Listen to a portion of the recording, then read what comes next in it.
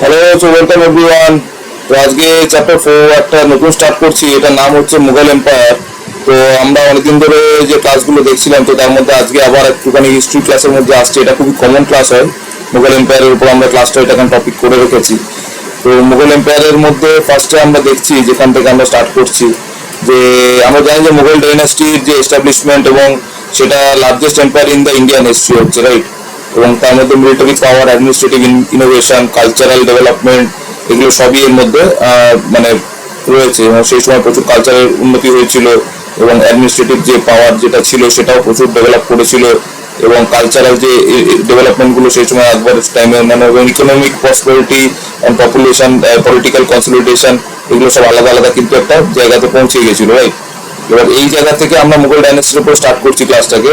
তো মুঘল এম্পায়ারের ব্যাপারে মানে ডিজিগনেটেড হচ্ছে গুরকানি, যিনি ছিলেন ওয়াজ অ্যান এম্পায়ার, যিনি ছিলেন তো extending over a large part of the Indian subcontinent. তাহলে এই শুরুতেই কিন্তু দেখা যাচ্ছে যে victory of Babur over Ibrahim Lodi, এটা আমরা আগের ক্লাসে ডিসকাস করেছিলাম, with a brief interval of 15 years when Sher Shah Suri and his successors ruled the country. The Mughal Empire lasted from AD 1526 to 1707 for 181 years, right? এখানে টোটাল 181 ইয়ার্স এর একটা কিন্তু mention করা রয়েছে। তো টোটাল আমাদের এই মুঘল এম্পায়ার লাস্ট করেছিল, যেটা হচ্ছে গিয়ে 181 ইয়ার্স লাস্ট করেছিল মুঘল এম্পায়ার, রাইট। এবং এখান থেকে কিন্তু আমরা জিনিসটাকে মানে হাইলাইট করে নিচ্ছি, মুঘল এম্পায়ার যে কত বছর লাস্ট করেছিল সেটা কিন্তু এখানে মেনশন করা হয়েছে 181 ইয়ার্স, 181।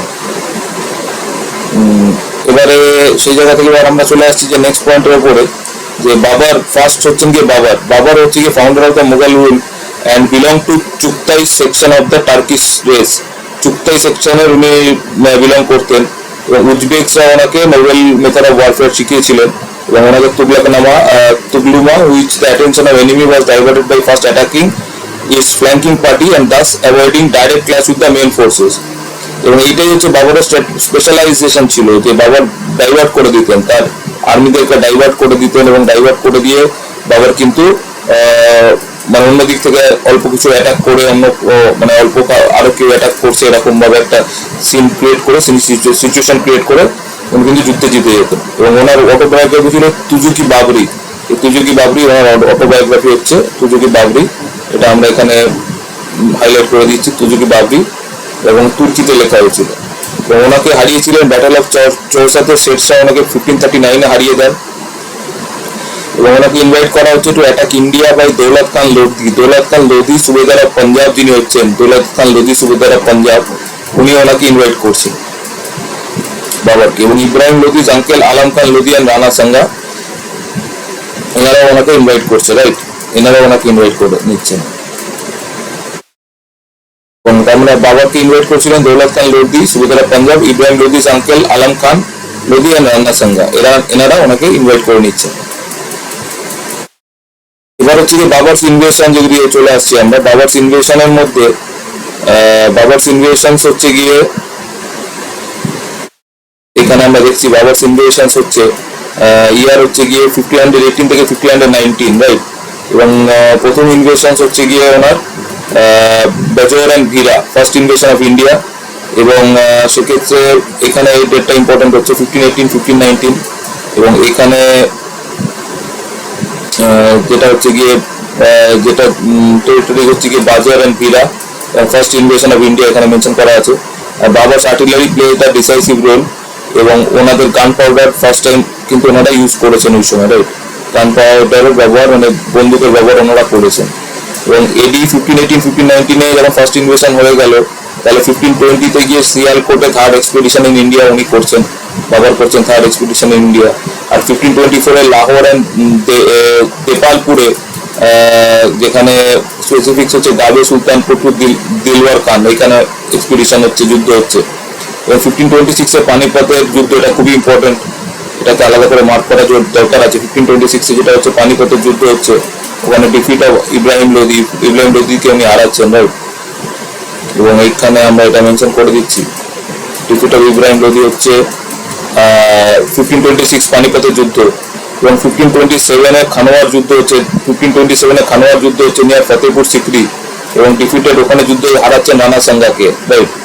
এবং এই this victory secure Babur's position in Delhi Agra region. এই যুদ্ধটা খুবই ভাইটাল এই কারণেই, এই যুদ্ধটার পরে কিন্তু ওনাদের মানে যে বাবরের কিন্তু দিল্লি আগ্রার উপরে কন্ট্রোল চলে আসছে। কারণ 1526 পানিপথের যুদ্ধতে উনি হারাচ্ছেন ইব্রাহিম লোদিকে, এবং 1527 খানোয়া নিয়ার ফতেহপুর সিকরি এই যুদ্ধটা হচ্ছে এবং সেখানে রানা সাঙ্গাকে হারাচ্ছেন। এই যুদ্ধ হারানোর ফলে সিকিউর করছে বাবার পজিশন ইন দিল্লি আগ্রা রিজিয়নে ওনার পজিশনটা সিকিউর হয়ে যাচ্ছে। তারপরে চলে আসছে 1528 এডিতে এখানে চান্দেরির যুদ্ধ হচ্ছে। চান্দেরির যুদ্ধতে ডিফিটেড করছেন রাজপুত রুলার মেদিনী রায়কে হারাচ্ছেন। এগুলোই সব পরীক্ষার মধ্যে চলে আসে, এগুলোই যতটা ইম্পর্টেন্ট হচ্ছে এর জন্য। চান্দেরির যুদ্ধ হচ্ছে কম্পিটিটিভ এক্সামস এর জন্য এটাই ইম্পর্টেন্ট হয়ে যাচ্ছে। এবং 1529 নিয়ার পাটনার কাছে ফট against allied forces of আফগানস under Mohammad Lodi, brother of Ibrahim Lodi in Bengal and Bihar. Sultan Nusrat Shah Bengal face crushing defeat, এবং ওই সময় সুলতান নুসরত শাহ যিনি হচ্ছেন তার একটা সাংঘাতিক হার হয়ে যাচ্ছে, তিনি সাংঘাতিকভাবে হেরে যাচ্ছেন, ফেস ক্রাশিং ডিফিট, রাইট। এবং সেক্ষেত্রে টোটালি হচ্ছে কি এই এডি 1529 নিয়ার পাটনাতে একটা যুদ্ধ হচ্ছে যেটা, এবং অ্যালাইড ফোর্সেস অফ আফগানদের সাথে এই যুদ্ধটা হচ্ছে। অ্যালাইড ফোর্সেস অফ আফগানের সাথে আন্ডার মাহমুদ লোদি এবং ব্রাদার অফ ইব্রাহিম লোদি হচ্ছেন, এবং সেই যুদ্ধটাই এখানে মেনশন করা রয়েছে, রাইট। এইগুলো মেজর ওনার যুদ্ধ হয়ে গেল বাবরস ইনভেশন। এরপরে চলে আসছে আমরা হুমায়ুনের টেনিউরটা এখানে দেওয়া রয়েছে, যেটা 1530 থেকে 1556। হুমায়ুন সাকসিডেড বাবা টু দ্য থ্রোন, বাবারের ছেলে ছিলেন উনি, আমরা জানি সবাই। এবং ওনার সময় মোগল টেরিটরিকে মানে 3 ভাইয়ের মধ্যে ভাগ করে দিয়েছিলেন। Major problem after accession to the throne was the unsettled state of administration এবং insufficient treasury and ambition of the nobles. এবং he constructed grand acropolis of Delhi known as Dinpanah, এটা উনি কনস্ট্রাক্ট করেছিলেন, দিনপানা, রাইট। দিনপানার উনি কনস্ট্রাকশন করেছিলেন। এবং ওই সময়তে মানে মেজর প্রবলেম হয়েছিল যে accession to the throne was unsettled state of administration. ওনার টাইমে কিন্তু সেটি মানে অ্যাডমিনিস্ট্রেশনটা একটু মানে খারাপ জায়গা চলে গিয়েছিল। এবং ওই টেনিওরটা এখানে দেওয়া রয়েছে। হুমায়ুনের টেনিওর হচ্ছে 1530 থেকে 1556। এবার আমরা নেক্সট চলে আসছি হুমায়ুনের পরে এখানে যে ওনার যে পরে যে আমরা যেখানটাতে হুমায়ুনের এখানে আমরা হুমায়ুনকে আবার নেক্সট দেখছি। এবং ডিফিট হচ্ছেন ওনার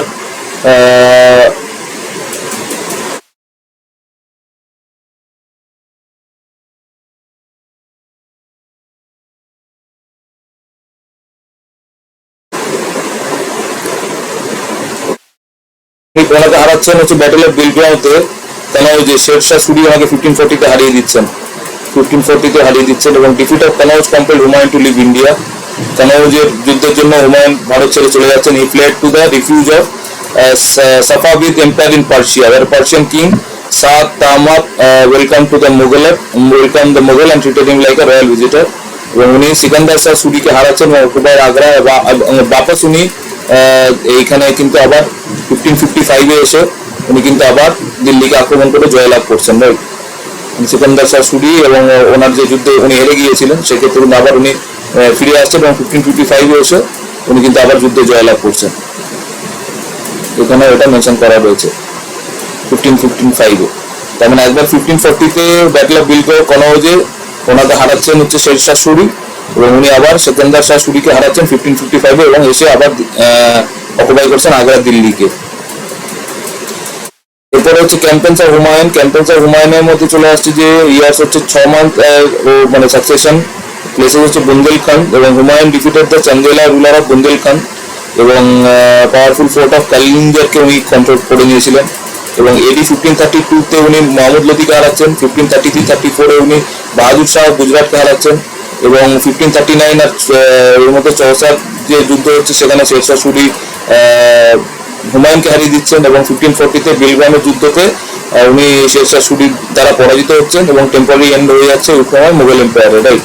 টেম্পোরারি এন্ডটা কিন্তু ওই সময় একসময় যেটা আমরা বললাম যে উনি আবার ফিরে চলে গিয়েছিলেন 1540-তে এবং উনি পার্সিয়াতে ফিরে চলে যান এবং সেখান থেকে কিন্তু আবার উনি ফিরে এসে 1555-এ কিন্তু উনি সিকান্দার শাহ সুরিকে হারান। শেরশাহ সুরির কাছে হেরে যান, সিকান্দার শাহ সুরির কাছে কিন্তু উনি জয়লাভ করেন যুদ্ধতে। এটা হচ্ছে যে সুর এম্পায়ারের মধ্যে চলে আসছে আমরা, যে শেরশাহ সুরি টেনিওরটা হচ্ছে গিয়ে ওখানে সুর এম্পায়ারের ফাউন্ডেশন করেছিলেন উনি। সুর এম্পায়ারের ফাউন্ডেশন 1540 থেকে 1545, এবং he began his career with administration of father Hussain iqta at Sasaram in বিহারে উনি স্টার্ট করেছিলেন। Move to the court of Afghan ruler of Bihar, এবং বাহার খান লোহানি ওনাকে টাইটেল দিয়েছিল Sher Khan for his bravery. Sher খানের টাইটেলটা ওনাকে দিয়েছিলেন বাহার খান লোহানি, রাইট, শের খানের টাইটেল ওনাকে দিয়েছিলেন। এবং এক্ষেত্রে কনকোয়েস্ট অফ শেরশাহ, এটা ইম্পর্টেন্ট। কনকোয়েস্ট অফ শেরশাহের মধ্যে আসছে যে 1544, এটাতে সামেল এরিয়া কনকার করছেন, হারাচ্ছেন মালদেওকে, দ্য রুলার অফ মারওয়ার। এবং কালিঞ্জারের যুদ্ধ 1545 শেরশাহ ক্যাপচার করছেন ফোর্ট, বা died due to accidental explosion, মানে একটা বিস্ফোরণের জন্য উনি মারা যাচ্ছেন, রাইট, ওনার অ্যাক্সিডেন্টাল এক্সপ্লোশনে মারা যাচ্ছেন। এবং 1544 1555 এই দুটো টাইম ইম্পর্টেন্ট হচ্ছে। এবং শেরশাহ সুরির রেঞ্জটা ছোটই থাকছে, 40 থেকে 45, 1540 এডি থেকে 1545 এডি। এবং Sur administration and idea of শেরশাহ's administrative structure is provided by his historian Abbas Khan in Sarwani in the book তারিকি শের শাহী বইয়ের মধ্যে ওনার জিনিসগুলো মেনশন করা রয়েছে। এবং সেন্ট্রাল অ্যাডমিনিস্ট্রেশন হচ্ছেন গিয়ে ডিপার্টমেন্ট ছিল দিওয়ানি উজারাত, ফিনান্সিয়াল ম্যাটার, এইরকম ভাবে দিওয়ানি আর্টস, দিওয়ানি ইনসা, দিওয়ানি রিসালাত, এগুলো military department, secretary religious and foreign ম্যাটার্সে কিন্তু এইগুলো সবই সেন্ট্রাল অ্যাডমিনিস্ট্রেশন, এইগুলো ওনার এইভাবে অ্যাডমিনিস্ট্রেশন চলতো ওনার, রাইট। এবং সেক্ষেত্রে এদিকে যেমন শেরশাহ সুরির ব্যাপার আরও দেওয়া রয়েছে যে লোকাল অ্যাডমিনিস্ট্রেশনের মধ্যে প্রভিন্সেসকে ডিভাইড করেছিলেন সরকার, এবং হেডেড করেছিলেন উনি ওইভাবে শিকদারান in charge of law and order হয়ে গিয়েছিলেন, এবং মুন্সিফান ইনচার্জ অফ লোকাল রেভিনিউ হয়ে গিয়েছিলেন। এবং sarkar divide into parganas headed by shiqdars and munsifs or amin, এগুলো কিন্তু এখনো যেন পরগানা সিস্টেম যেরকম ভাবে আছে সেগুলো কিন্তু শেরশাহ সুরির সময় এইভাবে হয়ে গিয়েছিল। আর parganas further divide into villages under headman, মানে ওনার কিন্তু প্রেজেন্ট ডেতে যেরকম ভাবে আমাদের অ্যাডমিনিস্ট্রেশন চলছে সেরকমই কিন্তু মোটামুটি উনি সেটা করে নিয়েছিলেন। আর land revenue administration, শেরশাহ's land revenue policy, ওটাও খুব ইম্পর্টেন্ট ছিল, landmark in east of Indian aggregation system, মানে ল্যান্ড সিস্টেমের মধ্যে। এবং সার্ভে অফ ল্যান্ড করেছিলেন শেরশাহ, সেটেল করেছিলেন land revenue directly with titles of the soil, এবং পেজেন্টসদেরকে যারা চাষবাস করতেন তাদেরকে সার্ভে চার্জের জন্য 2.5% মিউনিসিপ্যাল ট্যাক্স, মানে 5% এগুলো উনি দিতে হতো ওই সময়, রাইট। এবং similarly some important features of Sher Shah land revenue হচ্ছে কি assessment of land, সিকান্দারি Gaza 32 inch was made the base, এখানে মেজারমেন্ট করা হয়েছে ল্যান্ডকে 32 ইঞ্চ করে একটা বেস মানে করা হয়েছিল। Drawing of schedules of crop rates on the basis of the quality of land, মানে জমির কিভাবে কি ক্রপ হবে সেইগুলো, ক্লাসিফিকেশন অফ ল্যান্ড 3 ক্যাটাগরি, এবং খারাপ, ভালো, খারাপ, এবং মোটামুটি এই যে ক্যাটাগরিতে ল্যান্ডকে ডিভাইড করে দিয়েছিল। এবং computation of the produce of 3 kinds of land and fixing of 1/3 and their average of the land revenue payable either in cash or kind, land রেভিনিউটা এইভাবে উনি ভাগ করে দিয়েছে, 1/3 of the average of land revenue pay করতে হতো সেই সময়তে, রাইট। এবং সেক্ষেত্রে rights and liabilities of the tenants were clearly defined in documents known as patta, এগুলো যখন এখনো কিন্তু এগুলোই আমরা মেনটেন করি, পাট্টা যেটাকে টাইটেল ডিড বলা হচ্ছে, অ্যান্ড কাবুলিয়াত মানে ডিড অফ এগ্রিমেন্ট পাট্টা, এগুলো কিন্তু উনি করেছিলেন। এবং ইজ প্রেজেন্টে যে ওনারা জানতো, মানে একজন কৃষক জানতেন যে তাকে কতটা কি পয়সা পে করতে হবে, রাইট, প্রেজেন্টরা এইভাবে জানতেন আর কি। এবং সেক্ষেত্রে কিন্তু মিলিটারি অ্যাডমিনিস্ট্রেশনও ওনার ভালোই ছিল, যে dispensation of tribal levies and beginning of direct recruitment, soldier direct recruitment করেছিলেন, ট্রাইবাল সোলজারদের উপর ডিপেন্ডেন্ট না করে পেমেন্ট স্যালারিতে দিতেন, স্যালারি পেমেন্ট করতেন সোলজারদেরকে। এবং সেক্ষেত্রে হয়ে যাচ্ছে যে মেনটেন্যান্স অফ চেহারা, ডেসক্রিপটিভ রোল অফ সোলজার, এখানেও ছিল দাগ, ইনিও দাগ করেছিলেন, ব্র্যান্ডিং অফ হর্সেস, এবং ক্যান্টনমেন্ট সেটা করেছিলেন। এবং শেরশাহর সময় উনি একজন খুব বড় বিল্ডার ছিলেন, এবং সারাই রেস্ট হাউস এগুলো বিল্ড করেছেন, রাস্তাঘাট অনেক তৈরি করেছেন ট্রেডার ট্রাভেলারদের জন্য। চিফ আর্কিটেক্ট ছিলেন আলওয়াল খান, কনস্ট্রাক্ট করেছেন টুম অফ হোসেন খান। আর father of Shah and the octagonal museum Sher Shah বানিয়েছিলেন সাসারামে, ইজমের পর চুনার স্যান্ডস্টোন দিয়ে বানানো হয়েছিল। ওল্ড ফোর্ট, পুরানা কিলা ইন দিল্লি, যেগুলো কুলাই খানা মসজিদ অ্যান্ড আদার শেষ Mondal library, another important architecture, এগুলো সবই শেরশাহর সময় হয়েছিল। এবং এগুলো আর্কিটেকচার ক্রিয়েশন অফ শেরশাহ হয়ে যাচ্ছে। তো আপাতত এই শেরশাহ অব্দি করছি আমরা ক্লাসটাকে, কারণ আননেসারি অনেকটা বাড়িয়ে মানে অনেক বেশি কিছু একটার মধ্যে করে লাভ নেই। তো তো সেক্ষেত্রে আমরা কিন্তু বাবার হুমায়ুন এবং শেরশাহ এতটা অব্দি কমপ্লিট করলাম। শেরশাহ যদিও ডিরেক্টলি মুঘল এম্পায়ারের মধ্যে তার এখানে বাবার হুমায়ুন আকবর, তারপর হচ্ছে গিয়ে শাহজাহান জাহাঙ্গীর, বাবার হুমায়ুন আকবর শাহজাহান জাহাঙ্গীর ঔরঙ্গজেব এই সিকোয়েন্সই থাকে, কিন্তু মাঝখানে একটা শর্ট টেনিওর শেরশাহেরও থাকে।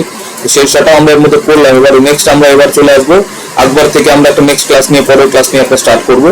এবং হোপফুলি সবাই ভিডিওটা ডেফিনেটলি দেখবে এবং যারা যারা হেল্পফুল মনে হবে তাদেরকে শেয়ার করবে এবং ডেফিনেটলি লাইক করবে, চ্যানেলটাকে সাবস্ক্রাইব করবে, কারণ আমি নতুন নতুন ভিডিও প্রচুর নিয়ে আসবো এবং নিয়ে আসছি। সবার ক্ষেত্রেই প্রচুর হেল্পফুল হবে। এর মধ্যে অনেক অনেক এডুকেশনাল কম্পিটিটিভ এক্সাম, এমনি এক্সামসের জন্য কন্টেন্ট থাকবে, আদার্স আরো অনেক কন্টেন্টস থাকবে, অনেক রিভিউজ থাকবে, অনেক কিছু শেয়ার করবো আমি, সেগুলো তোমরা দেখবে এবং ডেফিনেটলি লাইক করবে, সাবস্ক্রাইব করবে চ্যানেলটাকে এবং সকলে খুব ভালো থাকবে। চলো পরের ভিডিও নিয়ে, যেখানে আমরা আকবর থেকে স্টার্ট করবো, সেটা নিয়ে খুব তাড়াতাড়ি আবার একটা ভিডিও তৈরি করে চলে আসছি।